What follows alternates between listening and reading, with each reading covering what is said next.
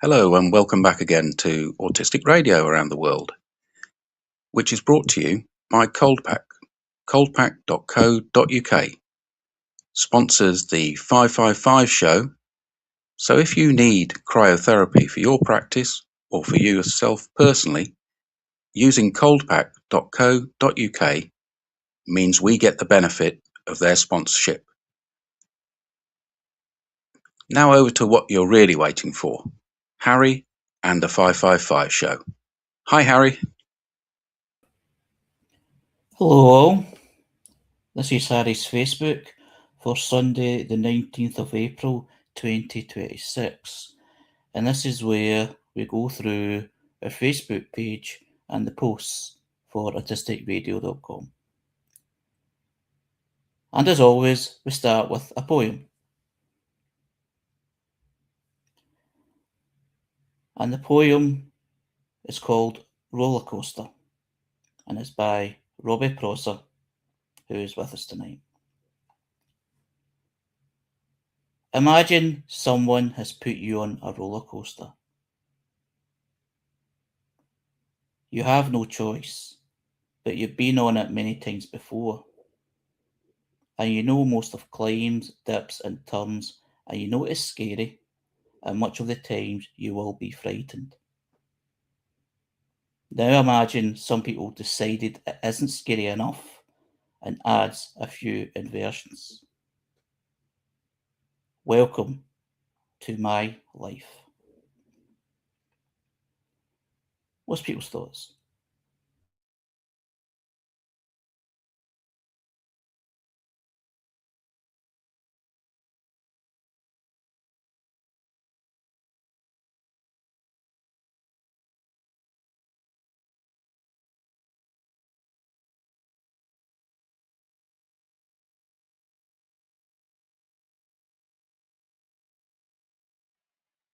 It's a very different style of poetry to what we normally get from Robbie. But it does express something I know about him. So, yeah.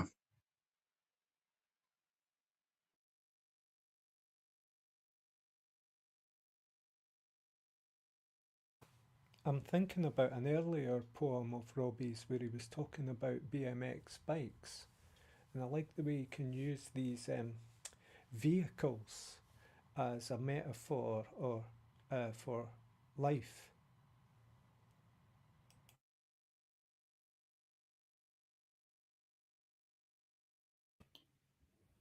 Well, roller coaster is certainly a vehicle, a word, a term used by many people when talking about life, especially when life has been hard. And sometimes, even if life is just as what people say is life, because life does have its ups and downs and really tough times, and it can be really frightening. But what I see deeper in this poem is that other people are making the decisions of how the roller coaster is, or saying the roller coaster isn't frightening enough or difficult enough. So they've added something else to make it even more of a treacherous journey, a frightening journey. And even though roller coasters in the main are meant to be something that's been enjoyed, the words in the poem say that you've been actually being put on the roller coaster by someone else against your will. And I find these words and the way the poem is set up very powerful and very good. Yeah, and also in that metaphor of the roller coaster, it goes around and around. Once it goes to the beginning again, it just starts again. So there's that sense that you can't get off it, you can't change it. I'm interested in the word inversions because that's a strange word. So that brings attention to it. What do people interpret with inversions?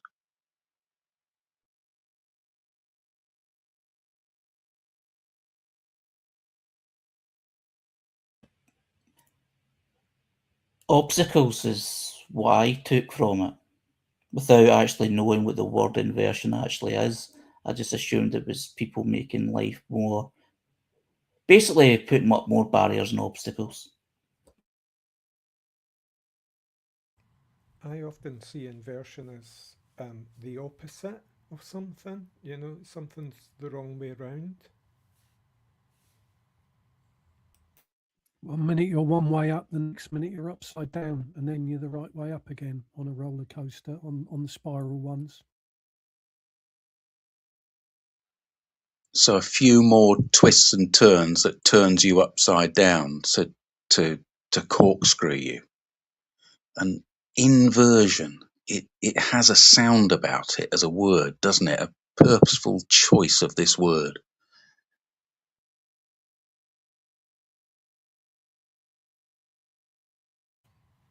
Well, it's that ending version. It's often associated with a lot of words that are quite triggering, you know. I could name them, but I'll leave them out just now.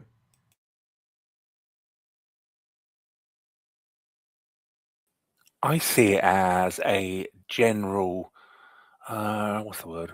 Reversal, when something becomes the opposite of what it was. So, for an example, an inversion of the facts interpretation. The facts are reversed or misrepresented. I can't say it now. Misrepresented. That's what I'm trying to say.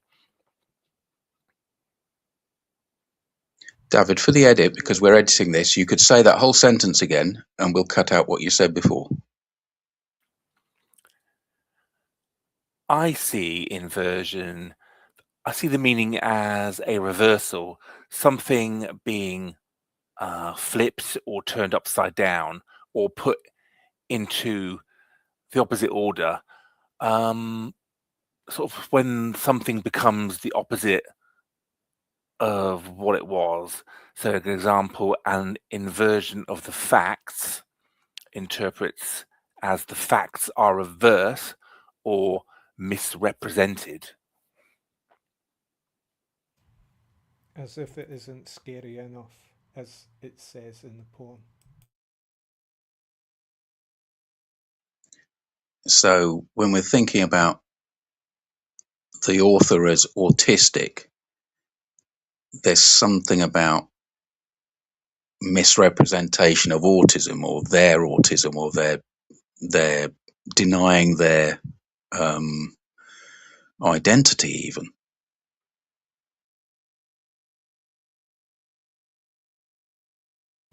Is there an acceptance here of the roller coaster?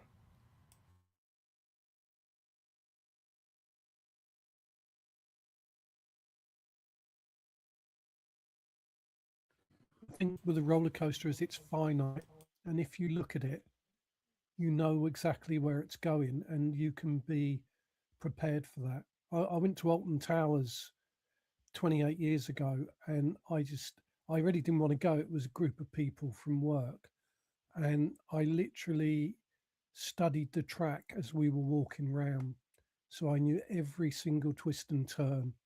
And I also noted where the cameras were because they take photographs of you. So I made sure every time I went past the camera, like everyone else who was like looking frightened and scared, I actually turned to the camera and smiled every time because I knew the route and I knew what was going to happen. The reason I ask about acceptance is I just totally refuse these things. There's no way you're getting me on one of these things. I didn't particularly like any of them. There's, I think it's called Oblivion, which you just went to the top of a track and then it went straight down for about 80 feet. But there was one, I can't remember, it was Oblivion or Nemesis, but you literally, it was like a ski lift. And I was really comfortable in that. And I think it's because I was hung underneath the track and I had something over my head. Whereas with most of the others, there wasn't anything above me, and I didn't really like that as much. I wonder sometimes, is a fun fair really a fun fair?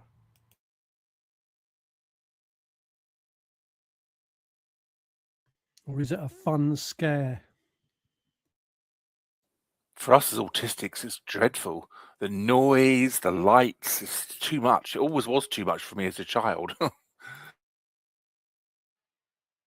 Except, of course, some autistic people are really into roller coasters because of the experience of it.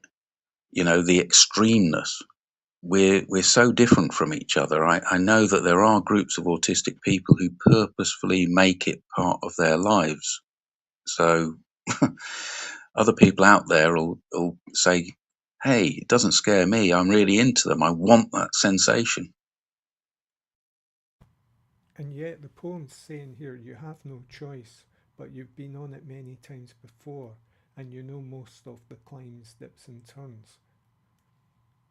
So you have no choice in the poem, but in the fun fair we choose to go there. Yeah, the roller coaster in this sense is life as itself, and people make decisions for you rather than with you. Because I know Robbie has explained about certain experiences in his life that this has happened, so this makes sense in this particular poem.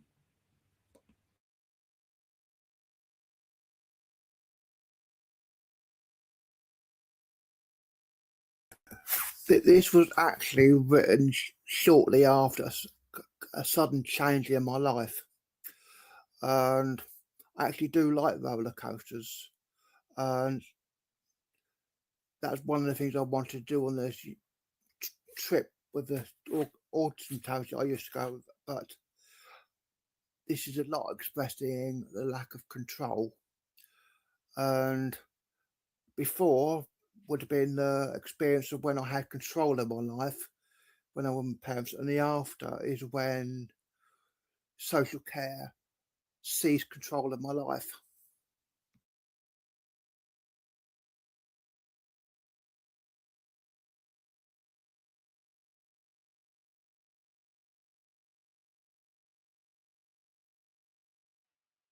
It's interesting to me that when we first looked at the poem, it was quite short, and that's made us look into the words. So the poet has not just handed everything on a plate to us, they've made us seek into it. And because we've sought into it, the meaning might strike us more. I think that's stylistically, I think that's quite clever.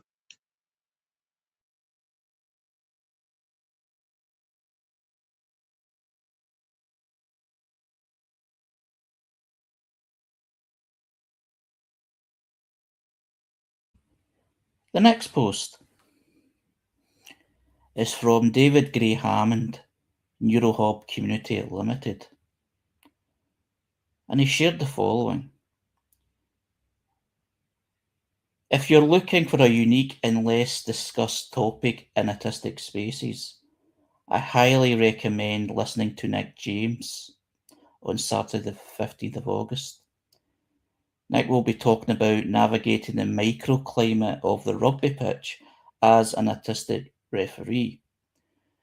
And just going into more detail, he'll be at the 2026 Autistic Mental Health Conference, and it's at the Sensory Scrum. That's what it's called. And it's at the Autistic Mental Health Conference from 14th to 16th of August. And it says that Nick is a pharmacy and patient safety specialist who brings a disciplined, analytical approach to both healthcare and sport. As a former rugby player turned referee, he has spent years navigating the intense physical and sensory microclimate of the pitch. Recently diagnosed with autism, Nick has found new clarity in his neurodivergence, viewing it as a vital tool for identifying patterns and ensuring safety in high-stakes environments. He is a proud father of an autistic daughter and is passionate about advocating for neuro-inclusive spaces in both professional and local communities. What's your thoughts?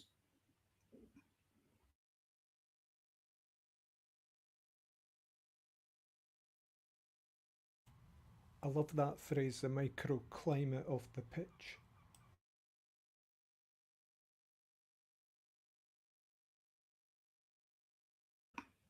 What I like about the post is that it brings something new to a conversation. Something, certainly in my position, is never thought about. Rugby, another sport. It's like it adds something, it just, even though when you think about it, of course, this will exist, it's just good to have the opportunity to talk about that particular, subject or topic or sport, and basically talk about another autistic person. It's been late identified, late diagnosed as well, which is a big thing to discuss.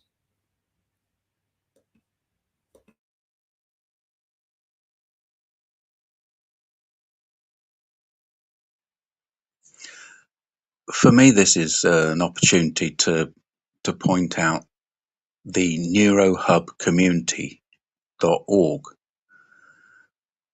They say that at this conference, you'll experience a rich and varied program of 40-minute talks, 15-minute lightning sessions, and pre-recorded contributions from experts and lived experience speakers. And they've also arranged it so that it's fully hybrid and accessible with online access available for all of the 3 days, so you can join from anywhere in the world. And there's also an optional in-person experience if you're in the Brighton and Hove areas in the UK. So attendees can join additional elements, including stalls, food and entertainment alongside the live sessions. And crucially, all talks will be recorded and made available to the ticket holders, which means that, like Autistic Radio, you can go back, you can think about things and revisit them because you have the recording. So you don't have to commit to everything all at one time. You can dip in for the bits that suit you on the day and then revisit them later. It feels to me as though they've got a whole good sense of the autistic experience, trying to experience a conference. And I've been to other autistically led conferences that haven't managed to do that. This looks as though they're really managing, so bravo.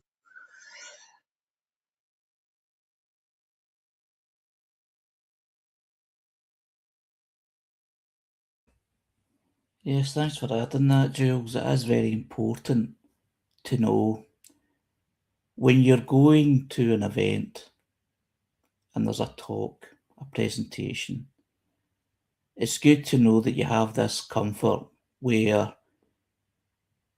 you can watch it again, read it again, because I can recall in the past of going to certain events and listen to some presentations and speakers, which is very interesting, but there's never a follow-up. And it's like you're trying to remember everything that's been said at that time and being aware. So it's good that that's kind of understood, that that's not practical. I don't think just for autistic people, but for anyone. But it's good how it's been learned, how to make it as comfortable and accessible to many people, because these events I really do like these kind of events. I don't go to many of them. They're generally worthwhile if it's done and prepared properly with everybody in mind. And I know saying everybody is a big commitment to say, but if you see something that's at least trying to make it accommodating for everybody, and that means that it'll be a very good event and something to look forward to.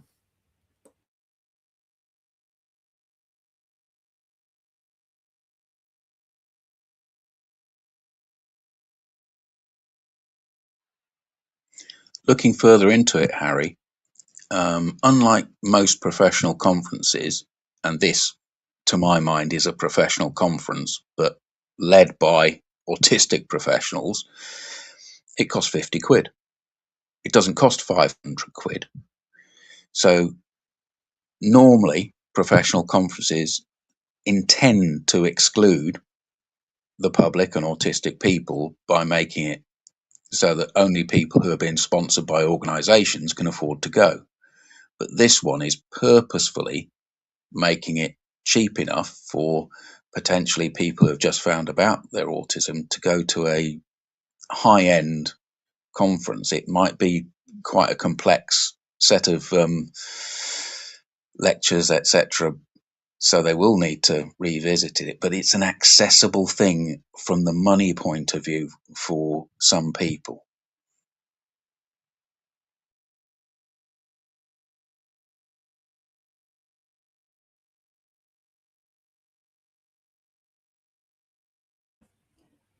The next post is from Oxford Health NHS Foundation Trust, and they've shared the following. A free public talk on neurodiversity and research. Join us for a special podcast-style panel conversation featuring 3 University of Oxford brain and mental health researchers who will explore neurodiversity and the latest research. The discussion will consider how neurodivergent participants can be more effectively included within broader mental and brain health research, as well as the importance of designing research projects specifically tailored for neurodivergent communities from the outset. And it takes place tomorrow, Monday the 20th of April, in Oxford. And all the details, of course, is on the post itself. Most people's thoughts on this when we've moved on from one event to another.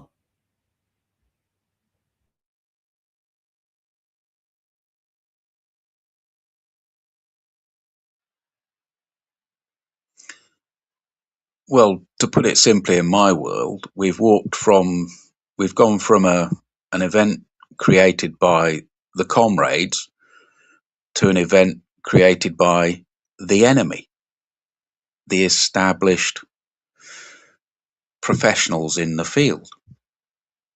However, they've made it free, and it's actually about stopping being the enemy, including us in research. So maybe we can trust Oxford University in this case with these individuals to be doing something good. But my suspicion is it's the usual whitewash. But then that's my prejudice. So it's free. I'd encourage people to go and find out for themselves.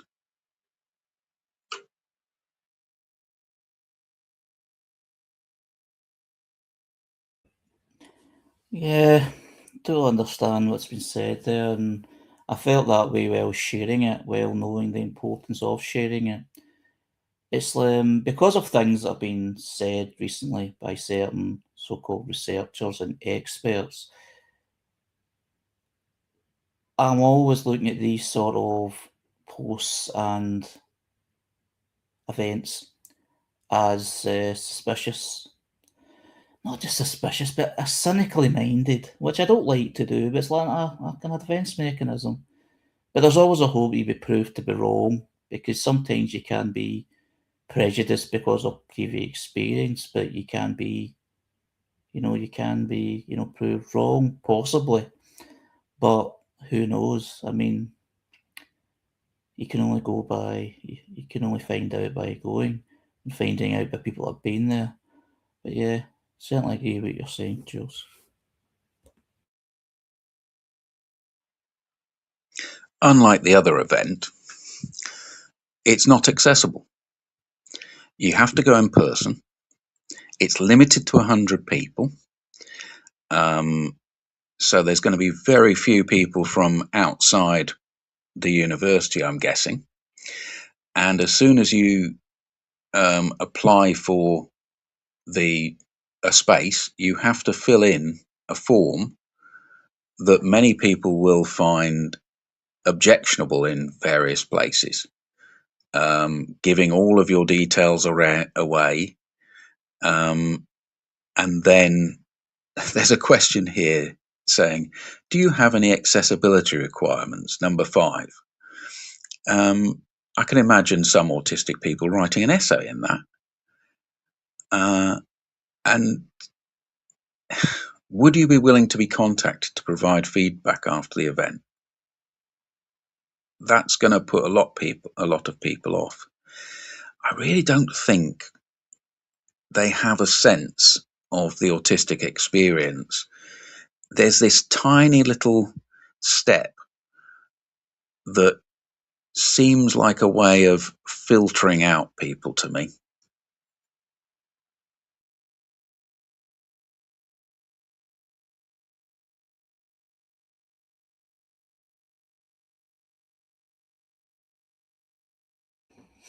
And Robbie says in the text, after my experience of NHS, I am always suspicious. So I could totally understand that. And other people will be feeling the same way.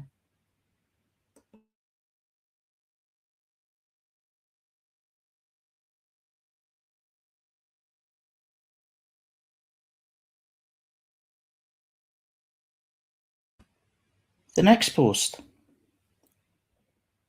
is from the ND essay. The next post is from the ND SEND specialists. And SEND means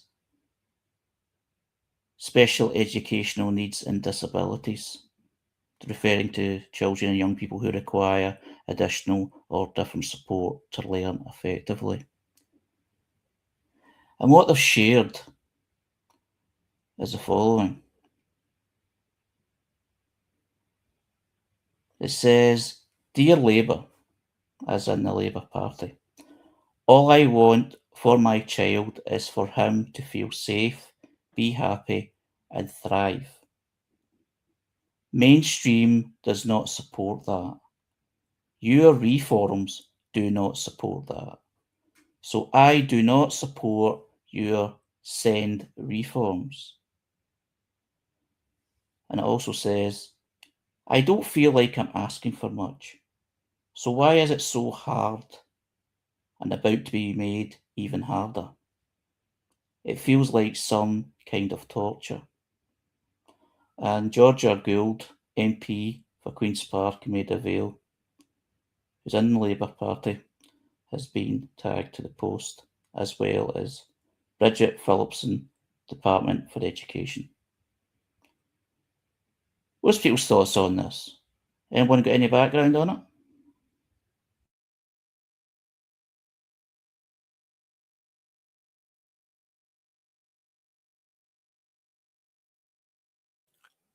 When I worked as an office manager in a pupil referral unit, it was all the children that pretty much, a lot of them I found were neurodiverse children, and the schools just it just didn't fit into their little scheme of things. It would it was just a constant excuse of, well, we don't know, we can't match their needs, the teachers can't, they disrupt the classrooms, and it was just it just seemed really negative. And the children were always taken out of school and came over to our little school, which was a pupil referral unit. So we had about 30 children, but it was always the same thing. Mainstream schools just it was, again, it was like, oh, we're a burden, we can't manage you. It always seemed to be really negative. And I used to see parents really upset because they just didn't know where to turn or who to ask for advice. It was awful.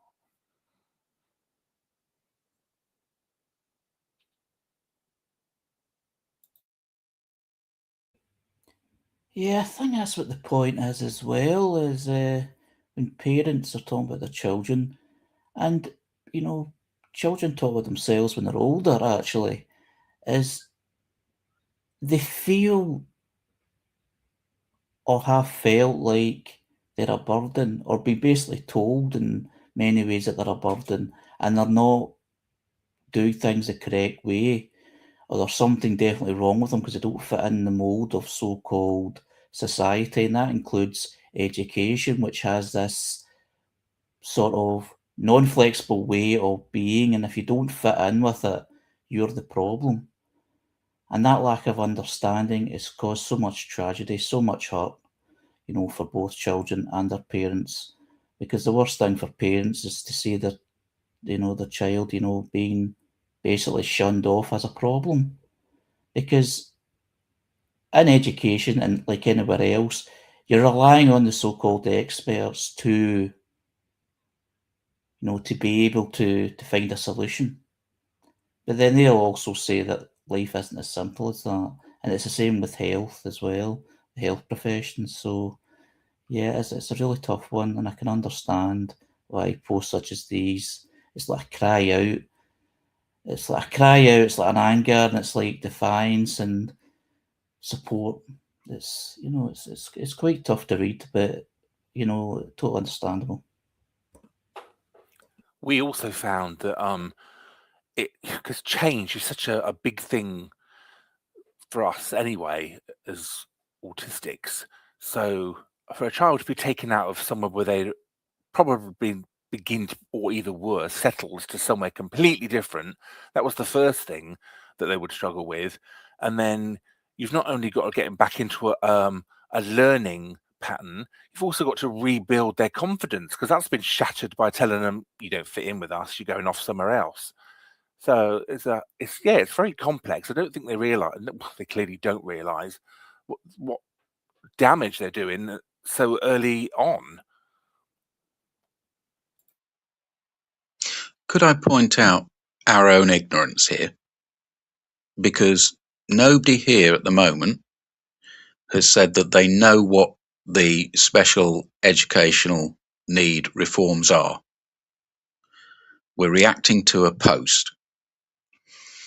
And for me, there's a real problem in black and white terms, because special educational needs means that somebody needs a specific environment, and that in the past has meant exclusion from education to put people in an unsuitable space, a special school, where they are binned by society and never get the opportunity to join the mainstream. People do have special educational needs as autistic people, but the majority of autistic people could easily be accommodated within mainstream education, and that would mean that long term they would be included in society in a more full way than if they tried to join the workplace from some kind of special school. So we need to be careful here that we're not just looking at something reactively. Personally, I would prefer schools to have the capability and the resources to have all children being educated together, so that the mainstream population is confronted by disability at the earliest possible age, so they become accepting. And that's the way we build a society that's accepting of disability as part of society. But then we know that the attempts to do this in the past have been very checkered. I just want people to not be black and white about this.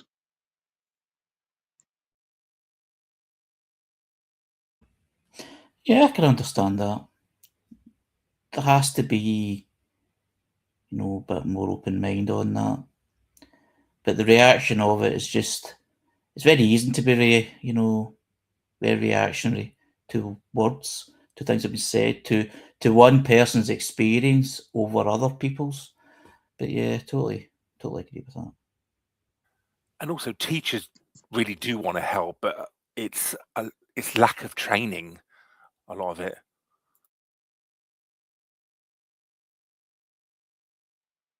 They're under enormous amounts of pressure.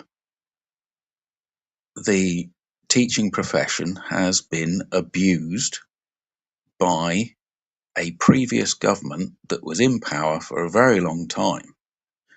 And this new government is struggling to deal with so many parts of its agenda.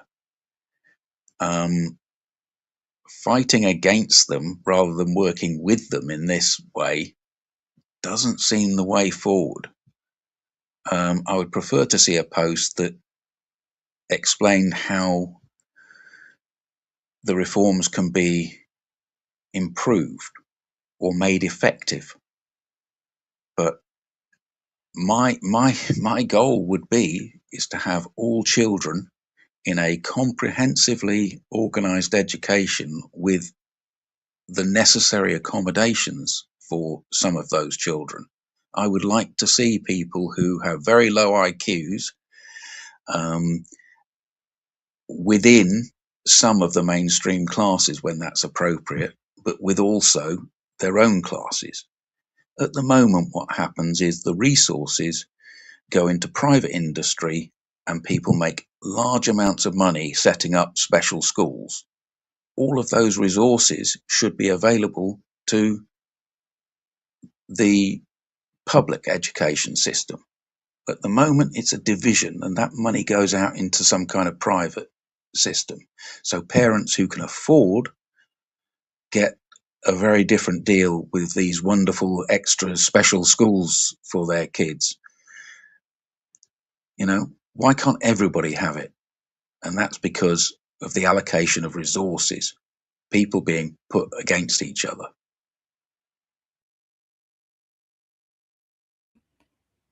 Robbie shared in the comments that he feels that Labour have no intention to listen. All their reforms are about compliance. I follow a number of pages about all this, and this is trying to provide the support on the cheap, and they're not supporting the children in mainstream schools. I've read all the sort of stories, and they're not. I've read all the horror stories about how they're treated, and they're trying to take away all the homeschooling. Well, they're trying to do a one size fits all. It's all about compliance. And I originally would have supported the idea of children all being in mainstream schools, but after reading some of the horror stories, I've changed my mind because they're not providing support in the mainstream schools. They're being left traumatized, and I know what that's like because that's what I went through. Have we also read the horror stories about special education schools where children have been restrained, held down, and it's all happening in secret because it's not in the mainstream? There is scandal after scandal about special educational provision where disabled kids are treated like second-class citizens because they're out of sight.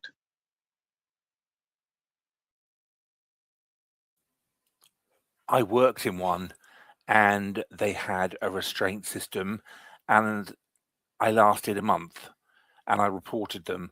It was awful. I would find that the staff would, I guess, not be trained in how to manage meltdowns or things like that, or they weren't interested in what the root of someone being upset was, and the next minute they'd be thrown on the floor and be restrained because they were considered difficult. It was awful. Yeah, it's restraint. We were at the restraint reduction conference where a group of professionals are trying to speak to other professionals to reduce those kinds of ideas. And the fact that that exists in this country shows what a big problem it is. Much more difficult to do in mainstream schooling, much more visible. People can, in the SEND community, can have their children binned. And I mean, there's a really nice podcast where a lady who is supporting a bill through the Scottish Parliament described her own son's situation. This is a difficult subject. It's not black and white.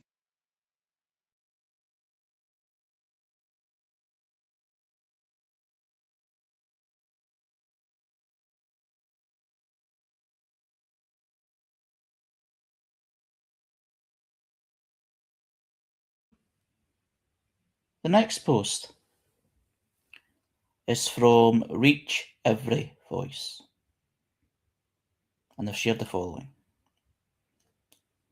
At Reach Every Voice, we believe autistic people are valuable members of our community.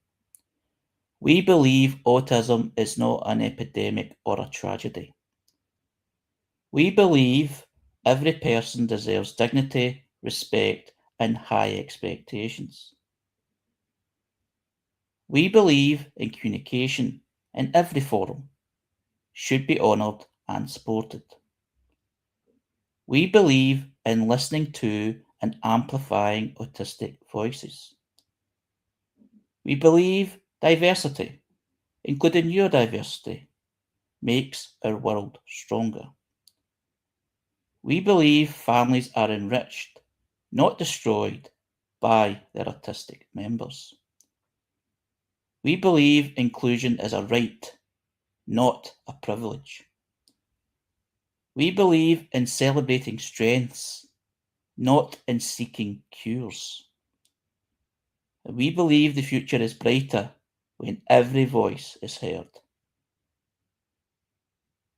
As we always do, we will be using our platform to amplify the voices of our non-speaking autistic students, many of whom have high support needs and yet still thrive and shine in our community and their families.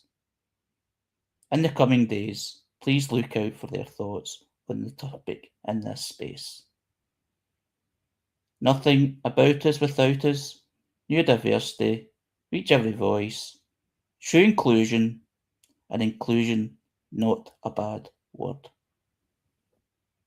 What are people's thoughts?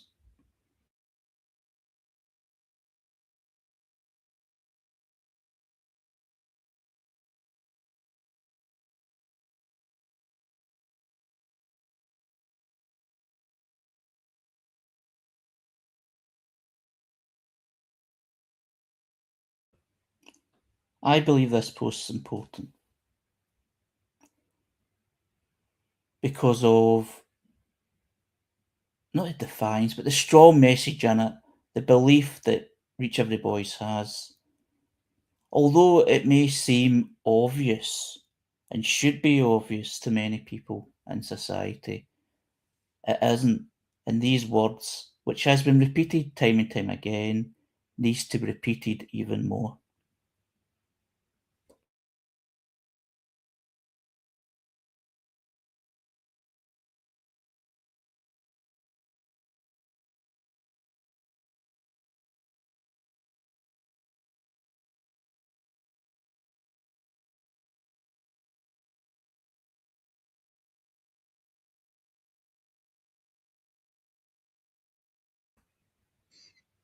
I feel silent because the post has completed itself, isn't it?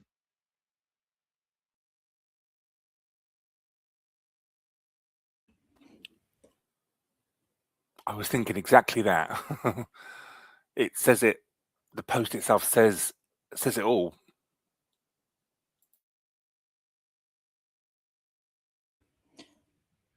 For the edit, a few texts have been missed from the last post. David shared 96% of send tribunals find in favour of families, a sign that the system is broken. And Robbie added in text, abuse happen in both, regarding mainstream and special education.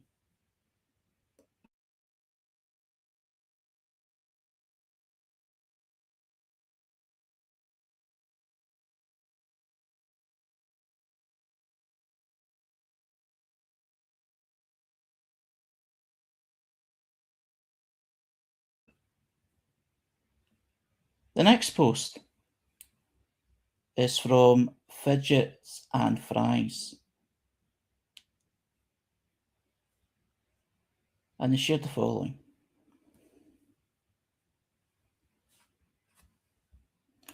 I wrote A Day with No Words out of anger.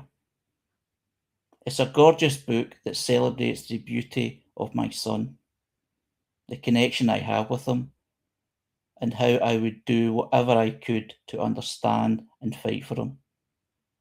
But I was angry when I wrote it. I wrote that book out of anger because those days came from anger. But anger doesn't hold a reality alone. Pain does. Grief does. I was hurting. I am still hurting. And I don't let grief write. I let anger hold the pen.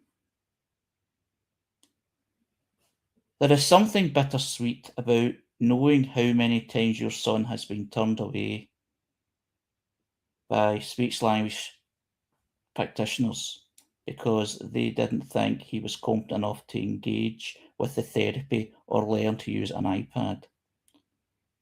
And then seeing so many SLPs using the book I wrote to help teach autistic clients in the way they could never do with my own son. The field that couldn't and wouldn't hold my son is leaning in on the work I created because they couldn't and wouldn't hold my son to do better. I feel happy for those families because they are experiencing a different outcome. But I feel pain for having lived through a system that failed my son and continues to fail my son. I feel the good in my heart, and I feel the grief and anger in my bones. Because the conditions that required that work, the conditions that required me to write a day with no words, and how do you spell belong, are still in place.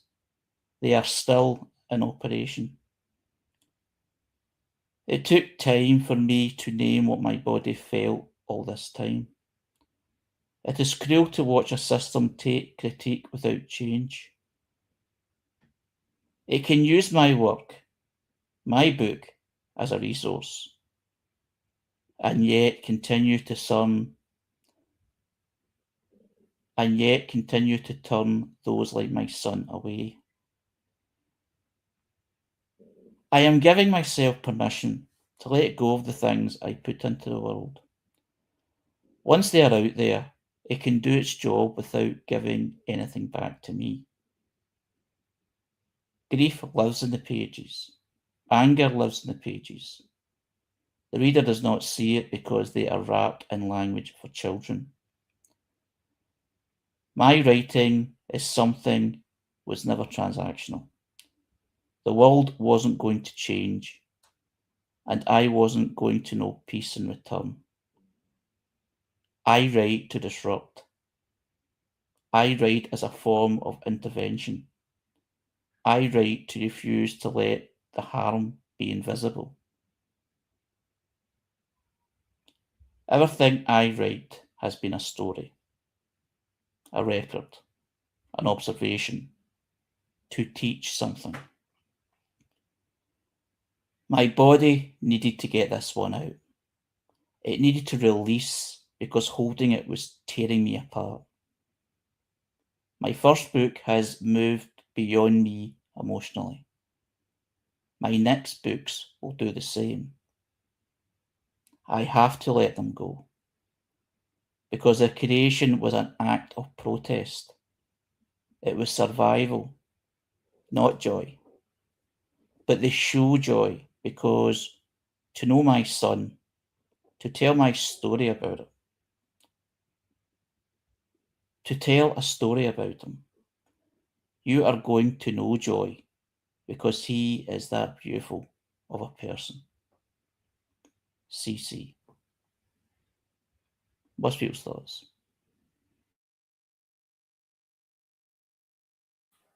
You know, when you sometimes read a book and you think, God, was this written about me? I'm sure so many parents are going to read that book and think exactly that. Yeah, it's really inspiring and moving and really good, writing.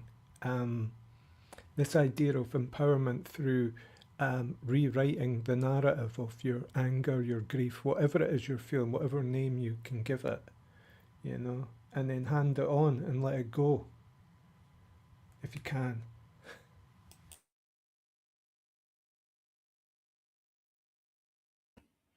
Yes, I've read things and seen things related to this, but not related. Related in a way where someone else shares an experience, either about someone or about themselves. And you can relate to so much that's been said. You can connect with so much that's been shared. And you can also connect with the feeling which has just been expressed there of writing these things, sharing these things down, where it came from, the pain of where it came from, the defiance, the anger, the grief, and appreciate it a lot more when you can connect with it in so many ways of your own experience or of other people that you know about.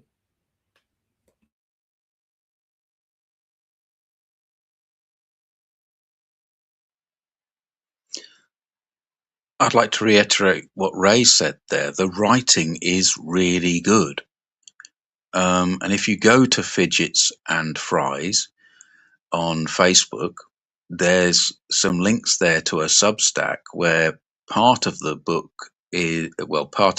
Tiffany and Bloom is available. So there's a resource here that Tiffany's producing. So take her up on the offer. Look into it.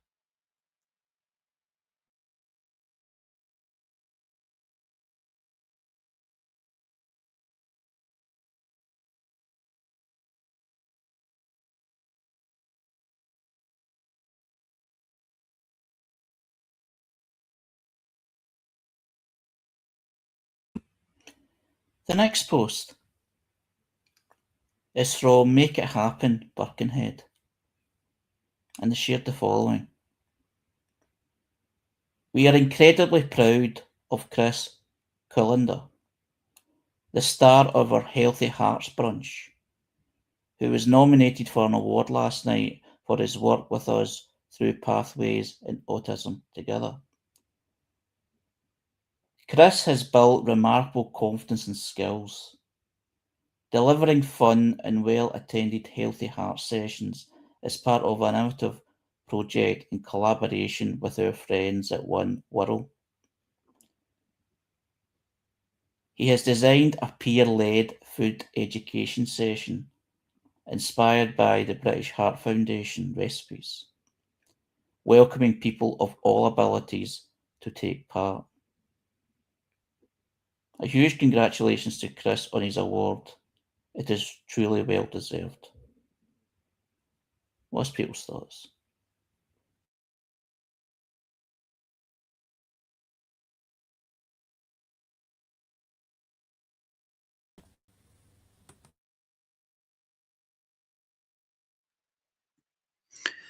I don't want to take away from Chris, because Chris himself has achieved something, no doubt. But everything about this post is creepy to me.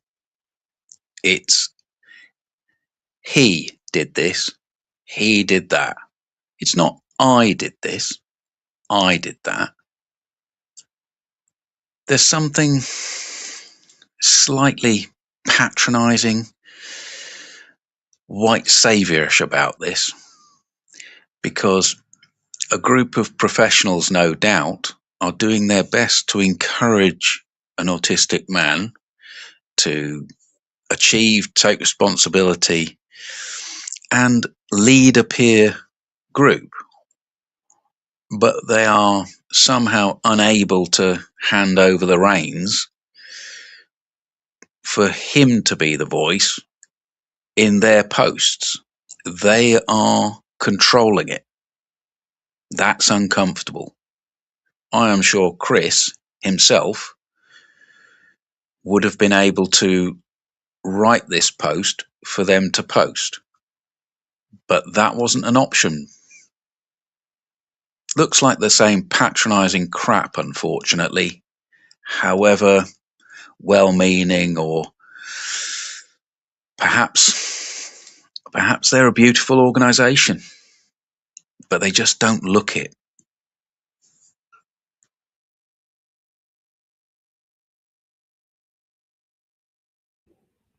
Yeah, I can understand those comments. I kind of felt like that while sharing it, actually, while trying to, in my head, be fair.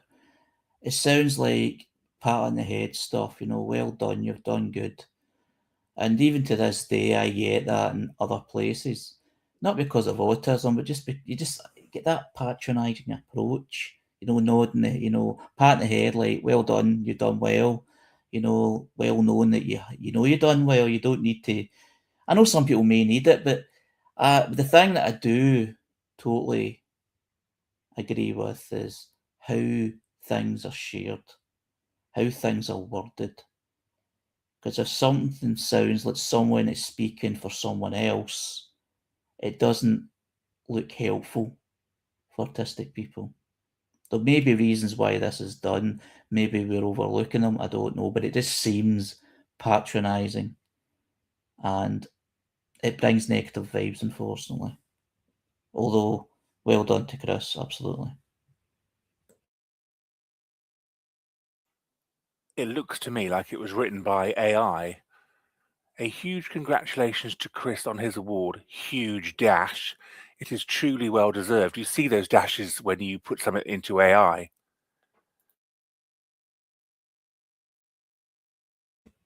Robbie shared in the text, it seems to be them taking credit for what he did.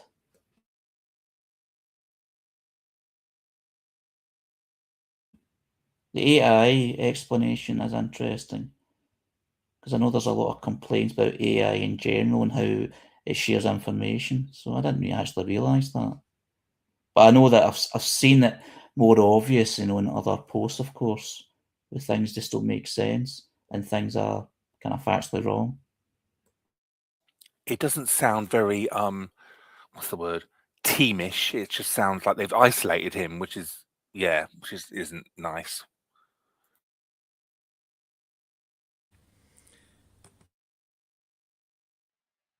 Yeah, I don't think it is AI, because AI wouldn't have put a double M dash.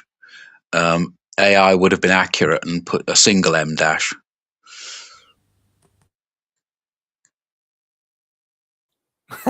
That's actually one of the things we were always told. Don't always trust AI because it can get it wrong.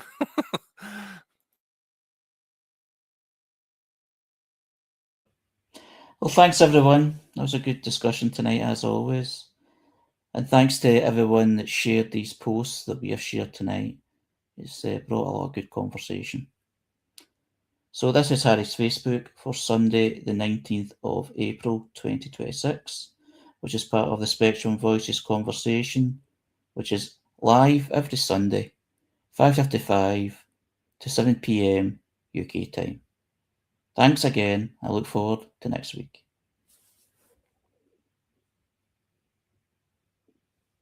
End stream, or do you want word yourself, Jules?